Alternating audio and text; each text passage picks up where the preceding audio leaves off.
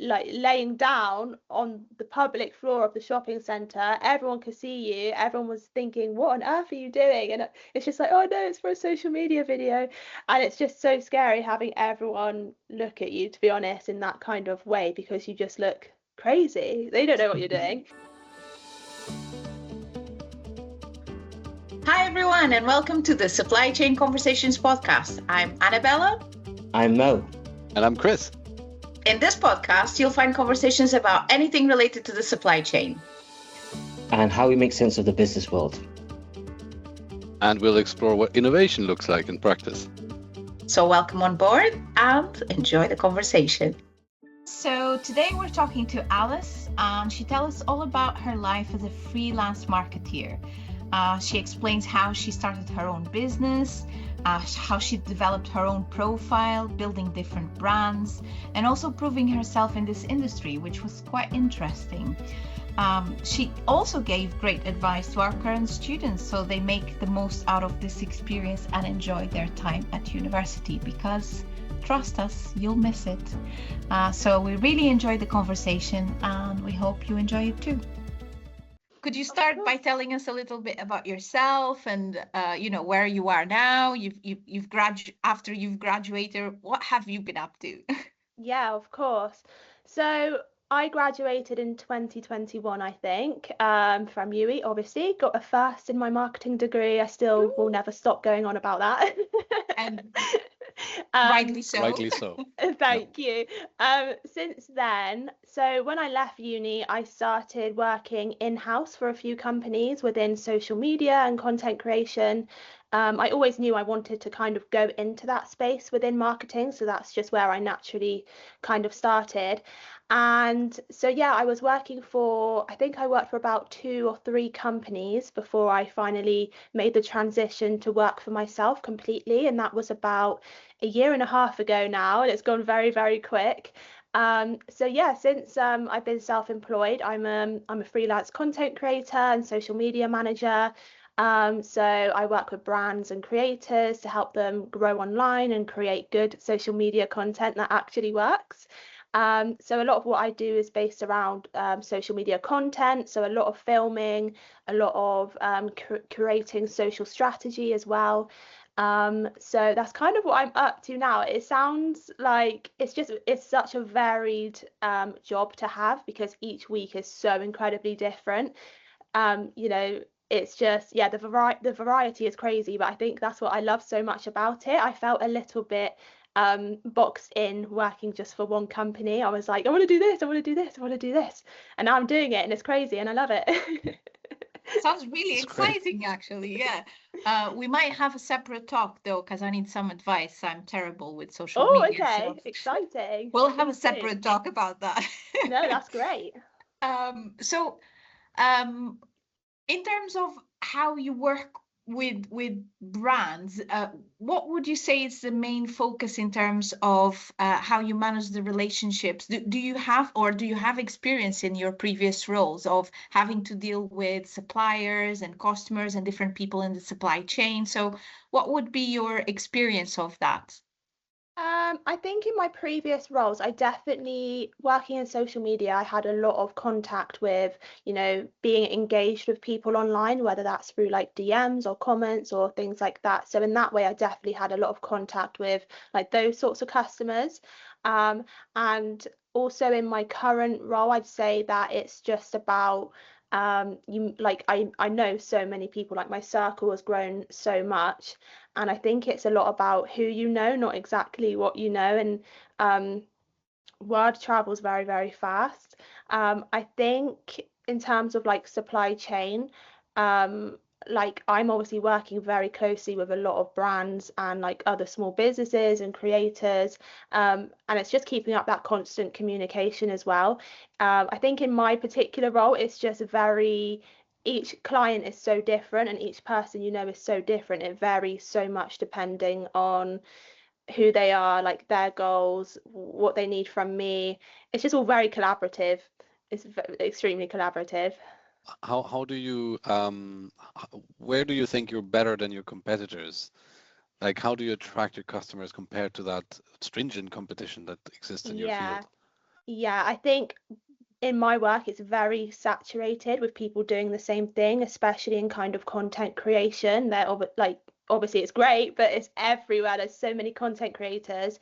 And I would definitely say where I'm different is my degree. That's what I always like to tell people, that I do have a first class marketing degree, because I think obviously with social media being the way it is, so many people use it, everyone uses it. A lot of people create content themselves, not even for like the purpose of marketing, but it's just because it's fun. So that's kind of where I'm different, because a lot of other creators, they do it because they love it, which is great, and that's why I do it as well. But I can bring the angle of a marketing first approach, and keeping in line with a marketing strategy. I understand all of the terms being used. I understand like the bigger picture of it in terms of how it's working within the marketing department of this exact company.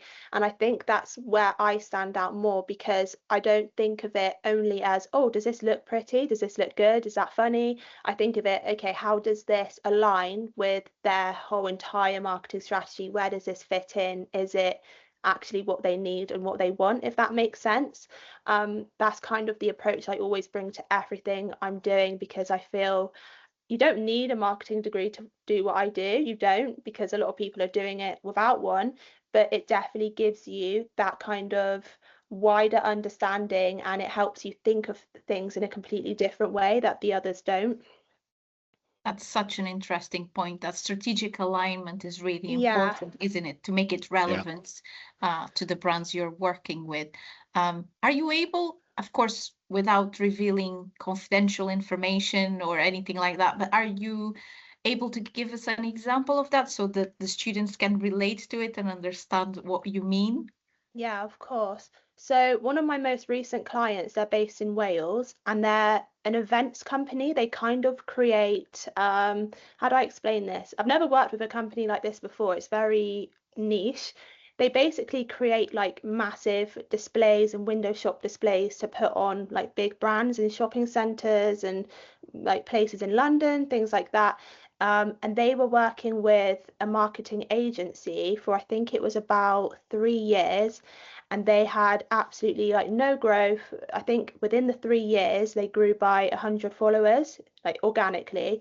And yeah, so then I ended up meeting them for a networking event, and they basically said this to me because they found out what I do, and they said, oh, we're actually working with an agency. It's we're not seeing much growth. Do you have any advice? And I was like, oh, okay, like I can take a look and see what I think. And immediately, like obviously hearing about their business, what it is they wanted to achieve, who their demographic was, their target market, I looked at their Instagram and everything, and I was like, well, here's just some tips you can do this, this, this, this. They were like, oh, what, how do you know that's going to work? And I was like, well, because I just know it is because of my marketing experience, and also because of the experience I've had working with so many brands since I've left uni. Like, that's what's going to work for you. Anyway, so it ended up that I am now working with them, and so we started in January. Just in January, with my approach to their marketing strategy overall, I created a specific social media one aligned with that. So I applied that in the first month of January, and then by the end of that month, we'd achieved, I think it was a 12,000% increase in website taps from the social media profile. We achieved a top performing video of 70,000 views organically, and we achieved, it was something like, I think overall we got about 4,000 more followers just in 1 month, all organically. And that Wow. was, I That's know, impressive. I was so pleased with that. I think it's actually on my LinkedIn if you want to go take a look. Um, but yeah, so that's just an example of how I'm not creating content that just looks good and I know, that's good, like that's fine. I think about it in the wider context, and that's the results that happen when you do that. That's amazing. And Yeah. just to have the flip side, can you give us some examples of an example of some kind of content that wasn't aligned strategically with the brand goals or what the brand wanted to achieve in your assessment? It doesn't need to be someone you've worked with, but something that you can give as an example for students to understand what is the consequence of that lack of strategic alignment? I think let's take this exact same example I just shared with you. So what they were sharing before was all very low quality photos, and what I mean by that is they were quite grainy. It just wasn't like a high quality. It just looked like, even if you saw that on like an account that wasn't a business account, you would not think anything of it. It would not stay in your mind. It was just nothing to stop the scroll. And that's what they were basically doing for 3 years. They weren't keeping up with like what's going on in terms of innovation. For example, reels are more popular than photos, but they were still posting photos, and even then they weren't great. And in terms of their branding, they're very premium, they are high quality. They position themselves as really high quality in everything they do, and their website's beautiful, but the socials just didn't reflect that at all. And I think that's why they weren't growing. And then obviously when I switched it to reflect actually their branding, really who they were and who they were trying to be, that's when it all kind of pieced together, and then they got those sorts of results. Brilliant. That's fantastic. That I know, I was really very is pleased. interesting. Yeah, it really kind of aligns with some of the theories we teach in strategy, actually, when we're talking about Porter's perspective, which is about really aligning everything you do to your strategic positioning. Yes. And that includes even the quality of the pixels in your pictures to align with the quality that you are trying to convey to others. It's so important, isn't it? And I think I would say that's exactly, kind of why I'm kind of different to all of the other content creators, because of things like that maybe others don't think too much about. I found that in terms of, like success in what I do, it's like paying more attention to the really small details that no one is ever going to notice. Like if someone's scrolling through their feed and they see this post you've done, they're not going to know you spent half an hour really carefully placing this particular, I don't, just the whole design thing to it.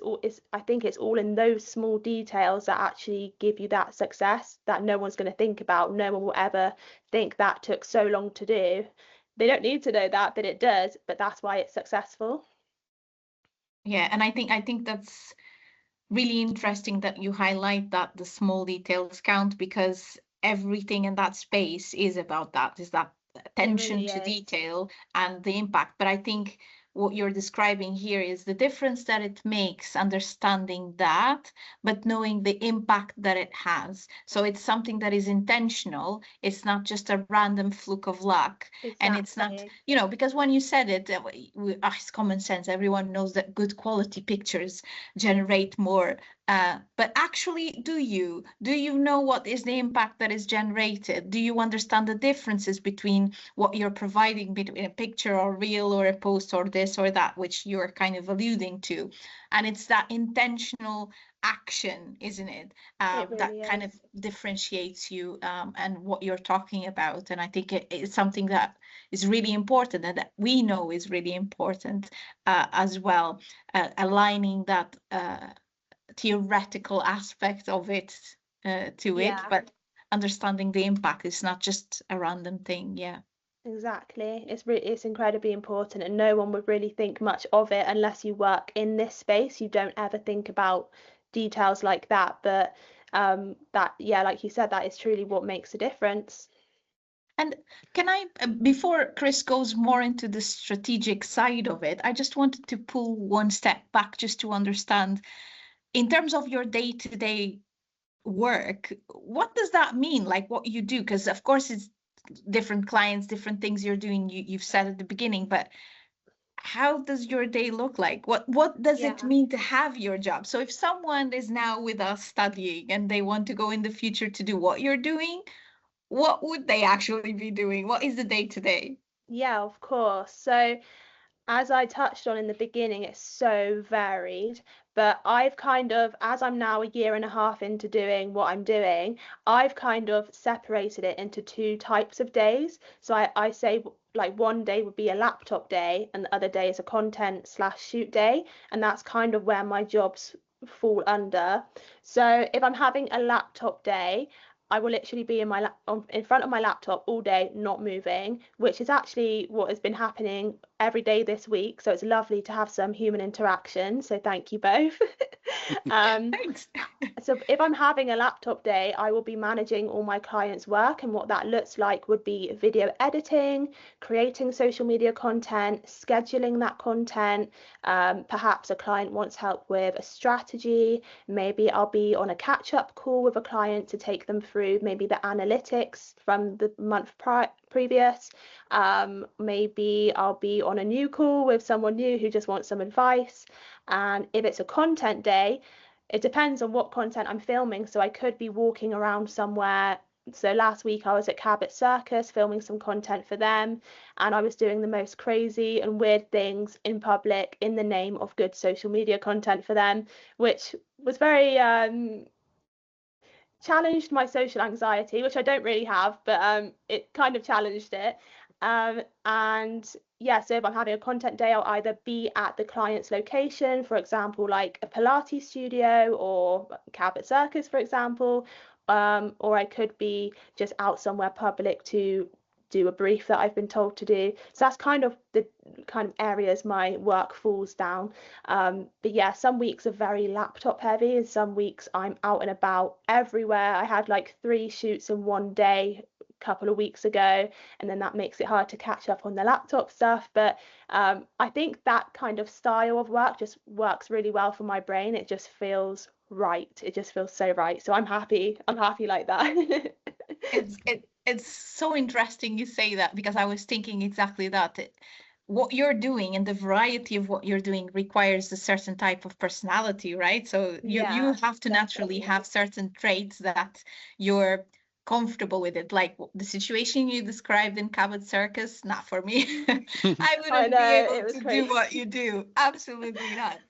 But on the other side, I'm thinking certain skills that you probably practice at university and maybe even learned if you had the module of project management. It does require a lot of project management skills, isn't it? Because you have to really be really organized and yes, to deliver on definitely. time every single project, right? Yeah, I think what really helps me is having a spreadsheet. And what I've always said is, like, I don't like spreadsheets. I'm a creative person. I don't use spreadsheets, but everyone needs a spreadsheet. I can't live without my spreadsheets now. Yes. I don't know what it was like when I was growing up and stuff. I was like, I'm scared of spreadsheets. I don't know how to do it. It just feels too it's just not for me. But that's kind of how I keep track on everything now. And it's definitely been a learning just a journey of learning since I started this, since to the stage where I'm at now, because obviously, like, working for a company in-house, you had those systems kind of already put in place, and you had people around you, and you had regular meetings, and you heard things in the office. Whereas now, completely doing it on my own for so many different people, it's definitely been a phase of learning to get to the stage where I'm at now, where I've got a system that works for me. But I think everyone is so different in terms of how they stay organized. But I would say get a spreadsheet. Don't be like me and say you don't like them. You need one. Admit it. Absolutely. I'm with you. My life is run by a calendar and a spreadsheet too. Yes. Otherwise you just keep getting lost, isn't it? You can't keep track. Especially the calendar. Yeah, if it's not in the calendar, it doesn't exist. It doesn't exist. It doesn't exist. I honestly, I didn't used to use my calendar. Like about 3 years ago, I never used it. I was like, everything's in my head. I know when I'm seeing my friends. I know when I'm doing this with work. And then I was like, who lives like this? So now I have a calendar, and it's great. I'm telling you who, young people, when their brains still work. As you grow older, your brain stops functioning properly. So you need a spreadsheet and a calendar. Exactly. It's boring, but it's helpful. Couldn't agree more. Sorry, there's so much to unpack in terms of strategy and innovation, actually, all that you just said already. But let's go back to that. You said your competitive advantage really is this knowledge that you have, that you acquired not only through your education, but now also through the experience you gathered with different clients and different ways of working, different strategies, different methodologies. But how do you communicate that to your customers? Like, how do you visibly show that you have that advantage, and how do you gather new customers based on that? Um, I feel that I use my case studies I already have from clients I've had in the past and show them physical results of, I've done this is what I can do, and this is why. So when I meet someone new, I always mention the fact I went to UE, because what's the point in going if you're not going to show it off? I always bring that up. I'm like, hi, I'm Alice, this is what I do. Ever since I left my uni, just to let you know, I do have a degree. Not to boast. So I always do kind of bring it up, which probably annoys people, especially my family, because I still always bring it up. And yeah, I just kind of use my previous results I've got just to show as basically evidence of this is what I can do and this is why, because I have this kind of knowledge. I think it's just talking about it, really. As you can tell, I probably like to talk a lot, so that's kind of how I show that. That's really interesting. Yeah, so there's this idea of, because we talked about two sides of the picture of strategy here, the extent to which you align to your own kind of strengths as well, how you develop your activities, and how your essentially your services are delivered in alignment with something that you have as a sort of strategic vision. And that strategic vision seems to be based on your strengths, on the knowledge, on the resources you own. Yeah. So we're kind of touching on both sides of this picture. But how do you adapt to the change? Because obviously this is a world that's constantly changing with Yeah, all sorts of technologies and majorly. tools. So how are you dealing with that? It's, to be honest with you, it is quite difficult to keep up with, just in terms of how fast things really do change. For example, I use like Meta Business Suite a lot to schedule clients' content. And for example, like one week it's fine to post, like publish a reel in this particular ratio, and then the next week they're like, oh no, it has to be this ratio now. Or what? It's just always changing. So I think really what helps me is actually connecting a lot with other people who do what I do. I think a lot of value comes from conversations and insights and just hearing other people's stories. So I attend a lot of like networking events, and I get invited to some things sometimes, which is really lovely to speak to others in the industry. And I think that really helps me just to understand other people's experiences lately, having that discussion with people who understand our industry, what's going on. And of course, I obviously, because I'm on social media chronically all day, every day, I do just see it changing right in front of my eyes. I can notice very quickly what's happening when new things come out, for example, new features on Instagram or TikTok or whatever it is. So I think it's just being very active, but I think for me that's okay, because it's about having a job I actually really love. So that's why it's not draining having to keep up with it all the time, because I actually want to know. So I think it's just a case of being really proactive, speaking to others, doing similar things to you in your industry, and just being really present in your job, basically. So I'm as I said, I'm just chronically online, so I see it right in front of my eyes. In terms of innovation, now moving on to back and forth from strategy to innovation, but it sounds like you're essentially exposing yourself to lots of sources of knowledge in order to have a dynamic approach to your business delivery.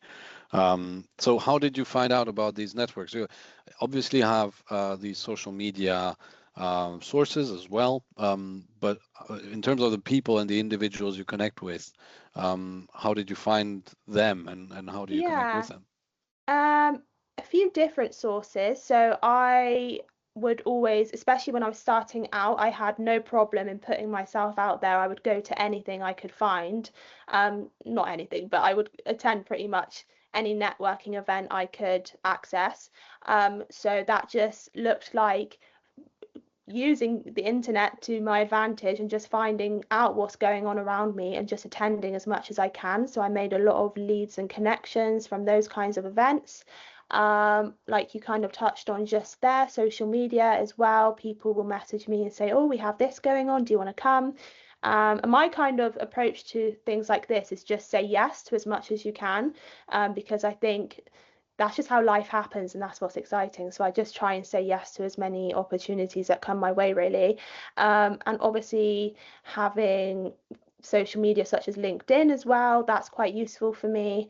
Trying to think what else, maybe also through clients I've worked for, just let's say they have maybe someone managing the overall marketing thing, maybe something will come from them. So it's all just about, in terms of my experience, just speaking to as many people as possible, saying yes to as many things as possible, and just being proactive and just trying to just get out there and just, there's so many opportunities right in front of us, but you do have to go looking for them sometimes.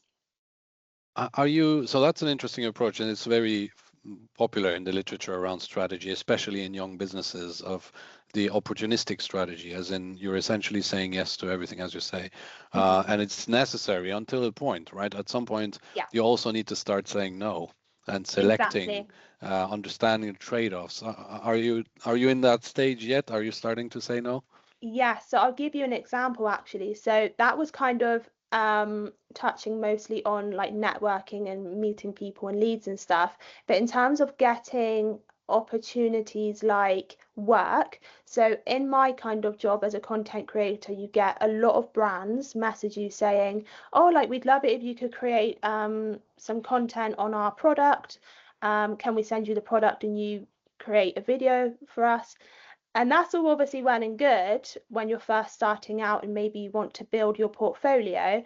But when you get to a stage where, you know, you're kind of past that first stage, you have the experience, you have all of this stuff, all of these results, all of these content examples for your portfolio, you don't need to be doing free work anymore, because at the end of the day, as great as it is when you first start out, a free gifted lip balm is not going to pay your bills. And you have this expertise, you have this experience, you have this knowledge, and that should not come without a price.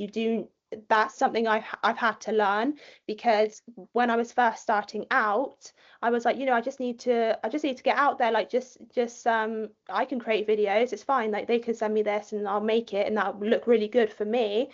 But when you are running, this is like my full-time job, this isn't a side thing. When you have responsibilities, you have things to pay for, you are an adult, you are independent, you need to realize when things are draining you as opposed to like filling up your cup, because you know, you have all of these clients paying you already, you have all of this to show for yourself. It's not actually going to benefit you at this point to do all of this work for just a gifted product, because for example, like creating a video like that, it does take so much time, it takes a lot of time, and that's one thing brands often don't understand. But I got to that stage where I was saying no to brands for gifted products in exchange for videos about probably a year ago now, because I'm past that point. Really, I probably shouldn't have done it, because I had so much experience before. But yeah, definitely at that stage now.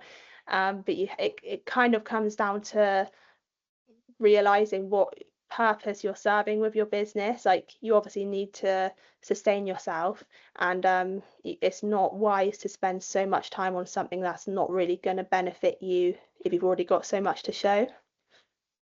Yeah, definitely. I love this. No, I was just going to say that I love that your message continues to be about strategic alignment. As Chris said, it's about your own alignment with what you're doing and your purpose, as you said, and brand's alignment and what their message is. So I'm just wondering, maybe you've been in this situation before, but my question is more, if you are in this situation, how would you do it, in the sense of a brand contacts you, like the example you gave us before, and maybe you realize that actually they should change their overall strategic direction. You notice that whatever their strategy is, you feel like is the reason why it's not working, because it's not the right target market. Or have you been in one of those situations, or if you were in that situation? Because this is not part of your job, of course. Your job is the part that comes next, is to translate that strategy, isn't it? But if you've noticed that, how would you handle it? Would you tell them? Would you advise them? Or how do you feel about that? That's quite a difficult one to answer because I really feel it depends on kind of the energy you have between yourself and the brand. Like, you don't want to act like, oh, I know everything, listen to me, when it's not welcome or not invited. I have had a client before who I was managing some social media platforms for, and I saw their Instagram, which I wasn't managing. They were doing that. I was just doing everything else, and I did notice a couple of things on their Instagram that could definitely be improved. I just really gently brought it up in our next meetup when we had a shoot, because she was actually talking about Instagram, saying, oh, I'm not seeing much growth. I kind of just use that as a way in, just to offer some simple tips, and then that actually turned into her saying, oh, maybe you could do that for me. So that actually ended up into more work, which wasn't my intention, but there we go. So I think if it were to come up naturally, I would definitely put input on it, just out of, because that's, you know, what I do. But I think if I had any feeling that maybe it wouldn't be welcomed or it's not wanted, I just wouldn't, because I wouldn't want to damage that kind of relationship. But maybe what I would do instead is I would just continue preaching on my own socials. This is what makes good social media content. This is what makes you stand out online. Maybe they'll notice that, and then I'm not even talking directly to them. Maybe that's what I do. But yeah, if I found like a gentle way into, and I felt like it was a good place or welcome for me to say that, I would definitely have my thoughts on it. But yeah, if I felt in any way it wasn't right, I probably wouldn't, to be honest with you. I think it's so important what you said, and such good advice, because sometimes as you're a newbie in a place, and you feel a lot that you need to prove yourself, and you might go in all guns blazing trying to show off everything that you know, and that sometimes really doesn't work. So I find that what your the maturity in which you are describing this is very, very important, is understanding the different clients that you have and how to manage different relationships. As you said, some of them will be very willing and receptive of advice, others will not. And it's trying to really be gentle and understanding where you are in each client relationship to establish that and actually sustain that relationship, as you said. So yeah, very good advice. Thank you. Thank you. How do you come up? As we said, there's the process of coming up with these ideas, but then there is the ideas themselves. So what kind of what kind of new output have you come up with in the last couple of years in the ways you market your products, or how you market others' products rather? What kind of new things would you say did you come up with? I think what I would say is it depends a lot on the business, but I'll give you, usually my typical approach would be to look at what's trending, look at what's popular in the space at the minute, but then try and put our own twist on it to fit with the brand. So then you're still participating in a trend, but you're still kind of being individual about it. So I kind of always have that approach, right?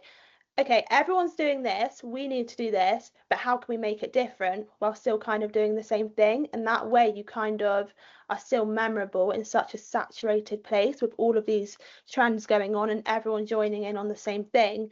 I would say in terms of output, I just try and put a bit of a individual and like niche spin on it. And kind of just being really creative. I know that sounds kind of obvious, but just thinking about things in a different way. So, for example, one of the restaurants I'm working with at the moment, we've done some Instagram photos. I can't really explain it, I might have to show you, but it's kind of like if you're scrolling on Instagram, you see a photo of some food or whatever. I wanted to show this photo of food, but I needed to make it different because who's gonna care that much about a photo of food? So what I've done is I've edited it to make it look like it's popping out of the screen by kind of editing the photo to have the Instagram background in it, so it looks kind of 3D, if that makes sense. So it's kind of keeping things simple but adding a twist. That sounds cool. Yeah, it's kind of what I'm trying to do. I feel like in social media you do need to have a bit of a twist on things to be memorable, really, because it is such a saturated space. What would you say are, so it sounds like there's two elements to the sources of your creativity, or even to the obstacles for that creativity as well. Like there's elements of your ability to technically do what you just suggested, for example. So your abilities to, operate certain tools, Photoshop or whichever you use. And then there's also when you are embodying the creative nature of your videos, you said earlier, you have to essentially try and do things that go beyond your comfort zone. Yeah. So how does that, how do you work around all that? I mean, sounds difficult. What, doing things for videos that may be a bit embarrassing?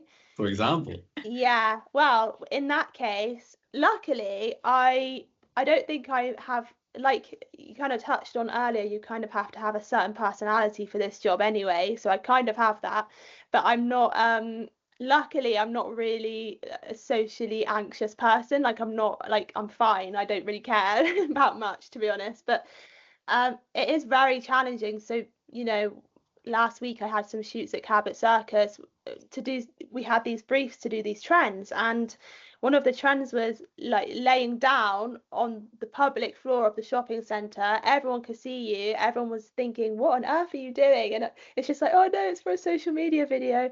And it's just so scary having everyone look at you, to be honest, in that kind of way, because you just look crazy. They don't know what you're doing. But for me, I've always kind of had I've always been working a lot on my mindset. That's kind of something I feel really strongly about, and I feel I wouldn't be in certain situations now if it wasn't for my mindset work I've done. I've always been, even when I was at UE and stuff, I've always been really into kind of leveling up in that way. So it's just kind of working on yourself enough to know, like, be self-assured in what you're doing and what you're doing it for, and kind of not taking into account other people's bad opinions on what you're doing, because you do get some bad opinions. People are like, you're so silly, what are you doing, get up off the floor, and it's like, it's just a social media video. So yeah, so I think it's a lot of mindset work, to be honest with you. I've done a lot of that. Yeah, I feel like we almost need a series following Alice behind the scenes. What happens when you create content? Oh my gosh, that could be a Netflix documentary. Exactly, that would be hilarious. Yeah.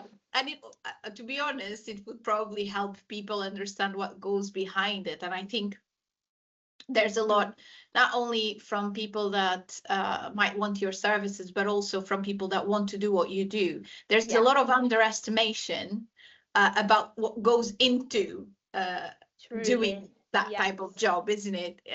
I think it comes as a shock for a lot of people, because as you said, there's this idea that everyone can do it, and everyone has a phone and everyone can do this and that, but not everyone is successful in doing it as well. Yeah, I think it is great that so many people can do it and love doing it for themselves, just for fun and that, but when it comes to doing it for a business in terms of results, you do really have to come at it from a different way. Yeah, you do get a lot of, working in social media, you get a lot of opinions on what you do. Like, people will say, is that really a real job? Can you really do that? And it's like, yeah. When I left my last full-time job before I went freelance, my job title was TikTok content creator. That was literally my job title. And I had so many people saying to me, is that a job?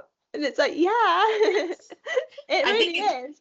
It's also an example of generational differences, isn't it? Because I think a certain generation would not really question that as a job, because it's become normal, but there's a difference there. Don't really understand it either. If you were to ask my mum and dad, what does Alice do, they'd say, marketing. It's like, yeah, you're not wrong. That's good. You're not wrong. Let's go with that. That's fine. Let's not go into the specifics. It's also an example of how much discipline grew itself, isn't it? Yeah. Marketing is not just the old-fashioned advertising in magazines or so on. It's exactly. just like a completely different beast these days. Yeah. So there's an element of that, of people not understanding how the discipline itself has changed as well. With regards to those changes, actually, and I know we discussed earlier the dynamics and the industry changes, but can you tell us more about how you adapt to one of the biggest kind of changes that is happening in your industry is artificial intelligence, I would Yes. say. So how do you adopt it? Do you adopt it? Do you see it as a threat to your business? I don't see it as a threat at all. People ask me that all the time because I think it's just so not a threat. I feel like I feel like human creativity just cannot be beaten. It just cannot. I don't think. I mean, in terms of maybe coming up with social media strategies, a lot of people come to me for that. Maybe that, yeah, AI could steal my job in terms of that. But in terms of like video content creation, no, not at the stage it's at anyway. I don't know about you guys, but if I go on TikTok or Instagram Reels, I see these AI videos and I can tell a mile off they're AI. But everyone in the comments is like, this is amazing. This is crazy. I can't believe this happened. And I'm like, what's happening here? Can you not see that's AI? So, and I think, unfortunately, some people cannot, like, I don't think my parents would be able to tell, but I think, let's say a business were to use AI for their videos, I would find them untrustworthy, or I'd find them, I don't know, I just wouldn't know how I'd feel about that. And also, a lot of people are anti-AI, aren't they, at the moment, in terms of like the amount of water it uses and things like that, and the effect it's having on the world. And I think so many people are anti-AI that businesses may be scared to adopt AI. Just because of the backlash they could receive, just because of maybe how it may make their brand look. I do think AI has its uses. So I do use ChatGPT for example, helping me organize like my day or something, or maybe helping me in terms of maybe keyword research. But in terms of that, I would never use it for like caption writing. I would never use it for I just don't, I've never found it that useful in terms of it doesn't know what's going on, like in terms of trends or anything like that. It's just, for me anyway, it's not actually that useful in terms of fulfilling my actual job. But in terms of things such as helping me with questions regarding tax or I don't know, just stuff like that, I do find it helpful. But in terms of my actual job, I don't see it as taking over anytime soon, just because I don't even think it's up to scratch yet. I don't think it's that good. I mean, But it could get there. yeah, but I can relate to what you're saying, but I think it also says something about the type of work that you do, and I get a sense that you're all about quality and high quality delivery. So Yeah. I wonder, and that is just a question, a curiosity from me is, do you think that there's a difference when you work with a brand that is focusing on that high quality output versus a brand that is interested in cost savings, for example? Would they even do the social media posting or worry about that? Do you think there's a massive difference there? A difference in terms of like, what do you mean? Sorry. If they engage with it, if you work with these type of brands, is there a difference? Because obviously you focus on delivering high quality value outputs that align with the high quality brand messaging from most of the examples you have given us. Is there a space where a firm that focuses on low cost also enters this market? How do they do it? Is it different? I've definitely had people with really kind of the approach to it of they don't want to spend much money on it at all. But I think that's where the quality comes from. You can't expect, like, you wouldn't go into, for example, like Harrods and expect this really amazing, like buy this really amazing cake or whatever for £5, would you? It's I think, yeah, I've definitely had that. I've definitely seen that, and I think with the high quality, the people that are so focused on high quality, they're often a lot more invested in it. They actually care a lot more in terms of attention to detail. They're much more, yeah, just kind of involved in it. I think the people that don't want to invest that much into it, they're not really that fussed. Yeah, I think that's what I get from you, is that message that you're much more focused on those high quality focused costumers that really want. I think when I first started out, I definitely did work with some like really small businesses with really limited budgets, just because I wanted to like get out there, and these were people I'd met at like networking events or something. But I'm definitely at that stage now where I know I keep saying it, I'll stop saying it. I have my degree, I have all of these years experience in content creation.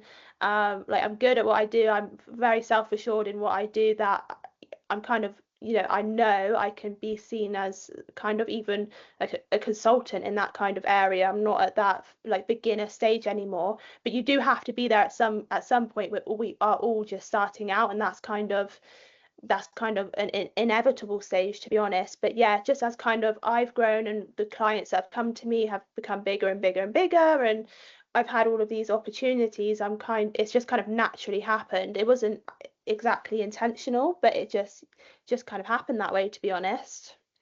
Yeah. An emergent strategy, as we would call it. Emergent strategy. Again, yes, yeah. Some of these concepts are very applicable to what you're just describing. It started as an emerging opportunistic approach, and now it seems to become more and more deliberate, which is exactly where it should be at this stage. That's so true. Exactly. Yeah.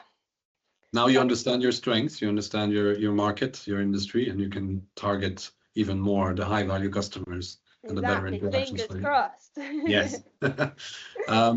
You mentioned a lot, obviously, your degree, but also the extent to which your education has contributed to who you are today. So maybe we could just segue into that experience you had, and what would you say are sort of some of the memorable experiences you had at UE, maybe things that you still remember today?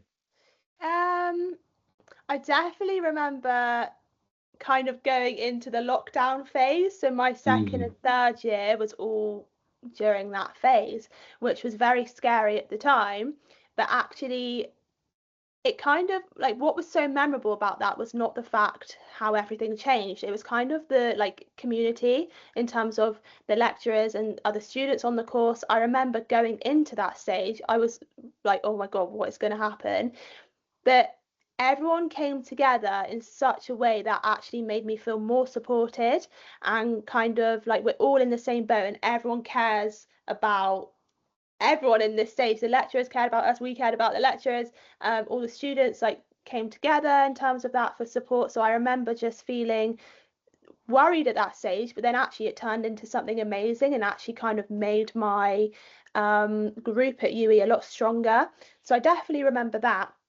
What else can I remember? I remember the lecturers always being extremely helpful and passionate. I don't know if this sounds silly or not, but I didn't expect them to be so invested in what they were doing. I know that sounds silly, but I just thought, I remember being at school and stuff, and it was like that was their job, Here's what I need to teach you. Okay, bye, like whatever. But at UE, it was like the lecturers actually lived and breathed what they did, and I found it so inspiring. I was like, they are so cool. They actually love what they do.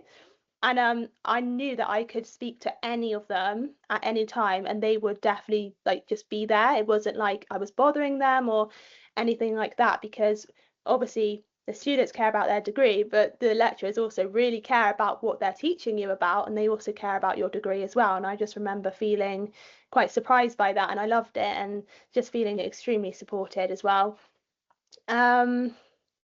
Trying to think what else was memorable. Oh, I think one of the most exciting things, and this is the last one I'll say because there's so much I could say, the UE internship scheme. So every summer, I don't know if they still do it, but they had. Yes, they do. Amazing. Yeah. I actually did it every single summer because I was just so I was so excited to just do work. So yeah, I remember there was this internship scheme and I wanted as much experience as possible. And I just remember having the best summers, like working in these companies, being an intern for 9 weeks or whatever it was, and just learning so much about what I wanted to go into after uni. And yeah, I just loved it so much. I just couldn't wait to finish uni to be able to work in that way. I mean, I became freelance anyway, so oh well, but it was just so fun. And I think there's so many opportunities there that, again, you kind of have to go looking for them, because I didn't really know about that until I just wanted something to do in the summer and found it.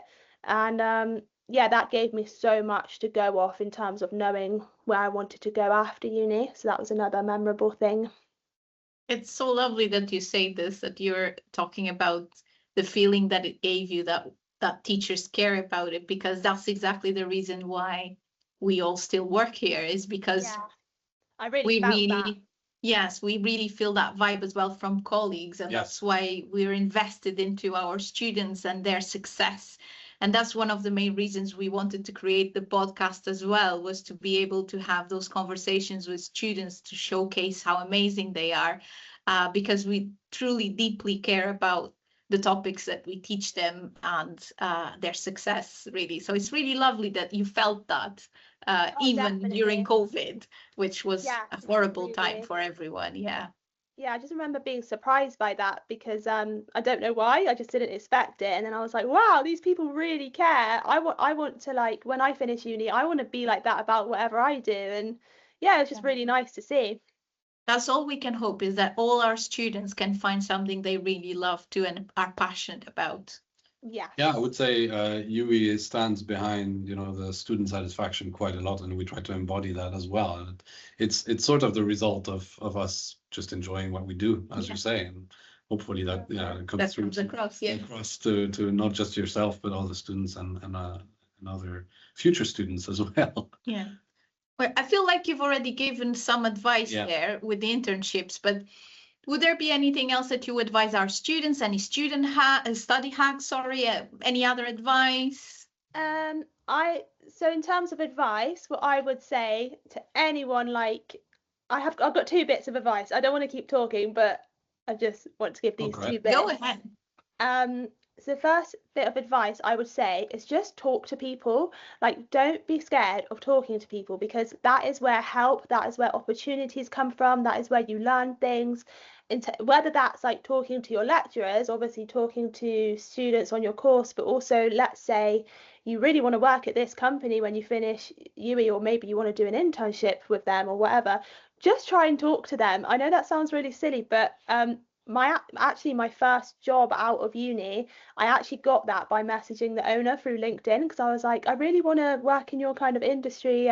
Just wondering if, like, you could offer me any advice, and like tell me a bit about what you do. We ended up going for coffee and she offered me a job, and that was my first job out of uni. Wow.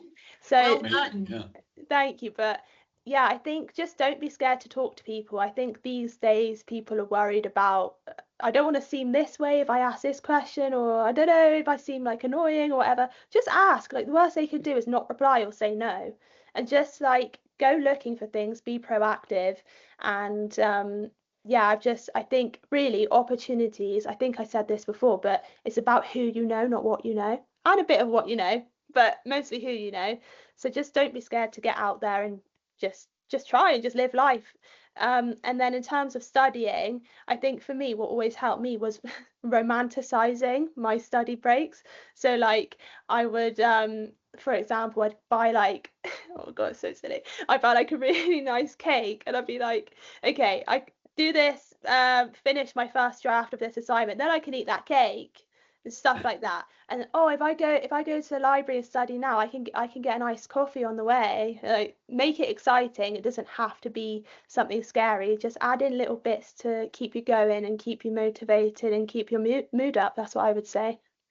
I find it I find it really interesting that you're saying this, because I still do that in my life today. And it reminds me of that famous book of the habits. James Clear. Eat That Frog. No, it's Oh. it's a habits book. I'm trying to remember the name. Atomic Habits? Yes, thank you. Mhm. Oh yes, that From James one. Clear. Oh, that was And so that's popular. one of the things. It's associating positive things to doing other things, like going for a walk and listening to your favorite podcast and joining those two activities, or in the gym or so on. So it's kind of reflecting that vibe. And it's quite funny you say you did it at uni, because I still do it today. Me too. It's the only It way gets I me can. through. Yeah, exactly. That I would advise everyone to do that. It's the best way to be. Yeah. Bringing in a bit of joy in your day to day. Absolutely. Exactly. Not every things are only like draining and scary if you make them that. Yeah. Try Yes. and like Question of perception. Yes. And I think one thing you said as well about it's who you know, not what you know, but a bit of what you know. I think that's the key is while you're studying, prepare yourself with the knowledge so that when you're within the opportunities, you're in the right place at the right time. You actually have the knowledge to take advantage of the opportunity. Exactly. Because a lot of times in our life, we might get an opportunity, but actually we don't have the knowledge to deliver it.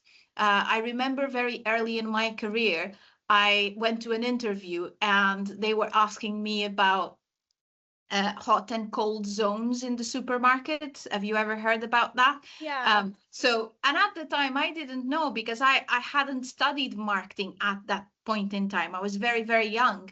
So I said, my response was, I've never heard of that, but I will promise you next time I will. I'm sure I will come across that and I will make sure that I do. And I did. I came home and I tried to find it, and then I ended up doing a marketing course. So there you go. But I wasn't ready for the opportunity, even though I was given the opportunity. So Exactly. prepare yourself with the knowledge so that then who you know matters only if you have the knowledge. Absolutely. Exactly. Yes. Yeah, It's opportunity. Go ahead, sorry. just all about talking to people and just trying to get that opportunity, isn't it? It's just Yeah.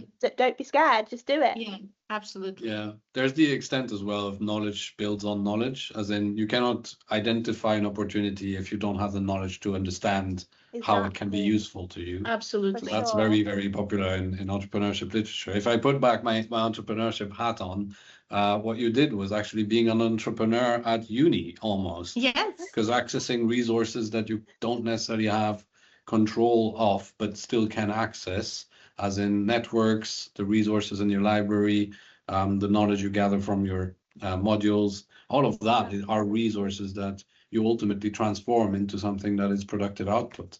So Wow, it's you know, unintentional, but there we go. Yeah. Made But it this who is, I am. yes, it is clearly who you are, but it's very much what we try to encourage students to be entrepreneurs themselves. And they sometimes misunderstand that as, oh, I don't want to create my own business. It's not just about that. Being an entrepreneur is doing exactly what you have described at UE.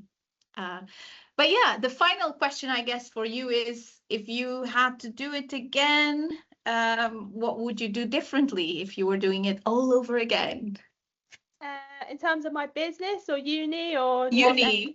or both, yeah, but I was asking about UE experience, yeah, so. Hey, if I could do it all over again at uni, I would say, oh God, it's so hard. choose I a different think, timeline, as in don't do yeah, it while it's COVID just, is COVID happening. is happening, yeah. I would just say stop wishing time away, because I remember always feeling like, as much as I loved the course, I really loved it. I just remember feeling like I can't wait to like leave and just like have a life and like be really independent in a job I love, and like, I'd be successful in what I do and all this.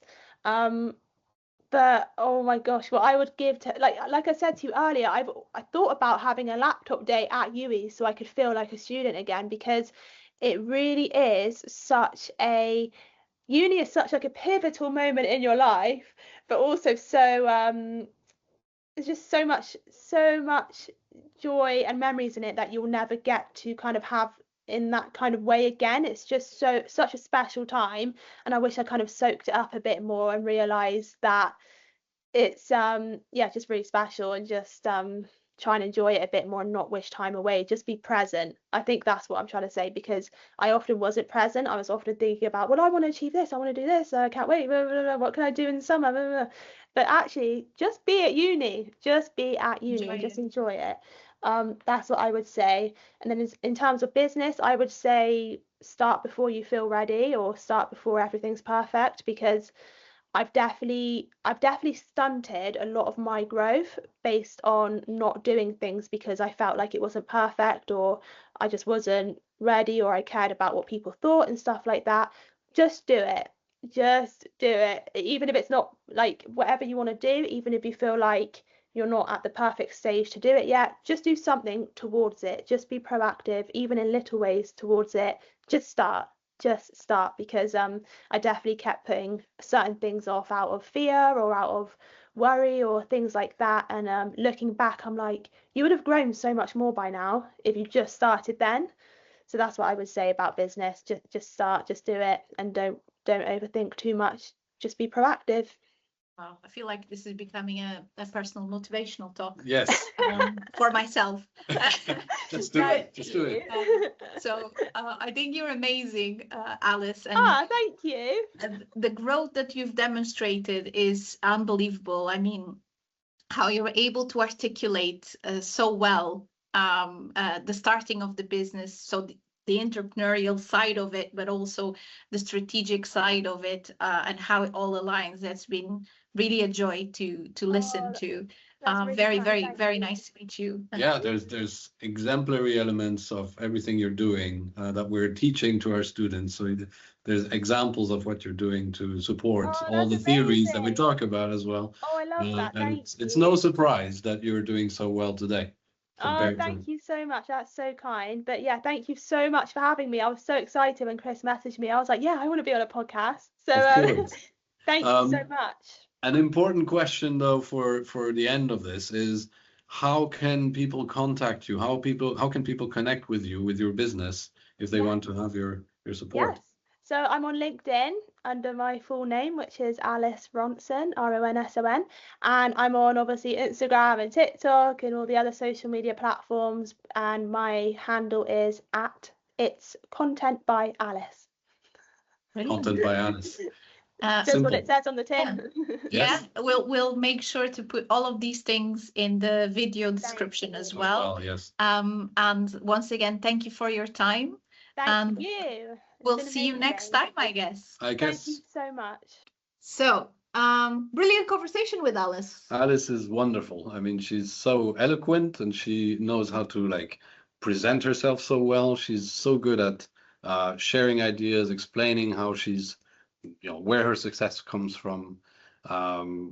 It was inspiring. Yeah, and I was really impressed with how well she knows what her focus is, and that idea of strategic alignment between herself and the brands and what the brands are doing themselves. So that idea came across quite well. Yeah. And she really has a clear idea of how she wants to establish herself in the field about high quality content, really paying attention to detail, aligning with the message that the company is trying to deliver. So I found that really, really inspiring. And on a personal note, very motivational as well. Yeah, so, very inspiring. And it's interesting how entrepreneurial she is, all the way from how she was as a student and now obviously being freelancer and launching her own business.